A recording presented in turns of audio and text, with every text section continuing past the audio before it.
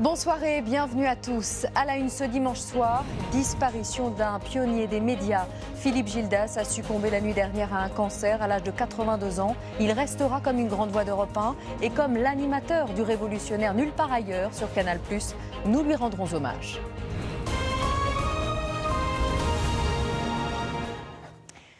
C'est une icône médiatique qui vient de nous quitter. Philippe Gildas a succombé la nuit dernière à un cancer à l'âge de 82 ans. Après une longue carrière à Europe 1, il est devenu l'animateur du révolutionnaire Nulle part ailleurs sur Canal+. Générique de fin, Sylviane Mondet, Jean-Marie Bagayoko. Que se passe-t-il? Des fous rires comme celui-là, il y en a eu presque tous les jours. Excuse me. You fuck my wife. Pendant 10 ans, Philippe Gildas a tenu bon sur le plateau de Nulle part ailleurs face à ces humoristes délirants et irrévérencieux qui tous les jours tentaient de le déstabiliser. Toi, Mathieu, je peux te recommander des hommes âgés auprès de qui tu pourras dormir. Homme solide, journaliste chevronné d'une gentillesse extrême. Nous recevons ce soir une immense vedette. Il enchaîne sur son plateau interviews de grandes personnalités. Sharon. Oui, Sharon, c'est la première fois. Et scènes les plus délirantes. Allez, oui, ajoutez quelque chose. Ariane Massenet travaillait à l'époque dans les coulisses de l'émission.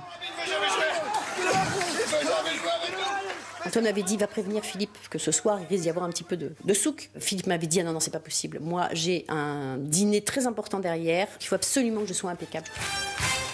Antoine a dit, moi, je veux... Non, on le fera quand même. Donc, j'ai réussi à négocier avec Philippe qu'il mette cette espèce de sac poubelle. Donc, on voit juste la tête. À demain, nous recevrons des dîners et toutes les révélations. Et c'est lui encore qui mettra en lumière pendant 10 ans des humoristes comme les Nuls, les Deschiens ou les Guignols, alors parfaitement inconnus. Nulle part ailleurs, c'était un peu l'anarchie, c'était un peu la folie, mais on avait à l'époque l'obligation d'inventer quelque chose. Philippe Gildas, un mélange unique de sérieux et d'autodérision, jusque dans le titre de ses mémoires qu'il intitule « Comment réussir à la télévision quand on est petit, breton ». Avec de grandes oreilles. Vous vous souvenez certainement. Sa première apparition à l'écran date de 1970. Il présente le journal de l'ORTF, TF1, Antenne 2, Europe 1, RTL. Puis 7 d'or du meilleur animateur en 1993, Philippe Gildas aura travaillé dans les plus grandes rédactions de France. Je crois que tu es prêt. Le moment est venu. Tiens, les clés de Nulle part ailleurs. Raté. Philippe Gildas, de son vrai nom Philippe le Prêtre, Moi, c'est l'embrouille. était l'aîné d'une fratrie de 7 garçons. Sa dernière création, une chaîne réservée aux seniors, lancée il y a 10 ans. Et ceux qui l'ont bien connu nous parlent de lui, Philippe Gildas, l'hommage de ses proches par Christine Chapelle. Rip mon filou. C'est par un tweet bref mais plein d'émotions qu'Antoine Decaune a salué la disparition de Philippe Gildas. Tous ceux qui l'ont connu, toute la bande des anciens de Canal+ et d'Europe 1 ont tous le même mot pour le qualifier. Pour moi, Gildas, c'est le papa de la télé. C'est le plus pro que j'ai vu de la télé. Et en même temps, le plus généreux. Une phrase qu'il m'avait dite, qui m'avait vraiment frappé, il m'avait dit « Quand tu es mauvais, je t'aide. Quand tu es bon, je te laisse faire. » Le chef d'orchestre, généreux, gentil, attentif, jamais méchant, toujours Pygmalion. Et toujours cette façon qu'il avait de nous aider, de nous pousser à donner le meilleur de nous-mêmes, comme donner le meilleur des invités.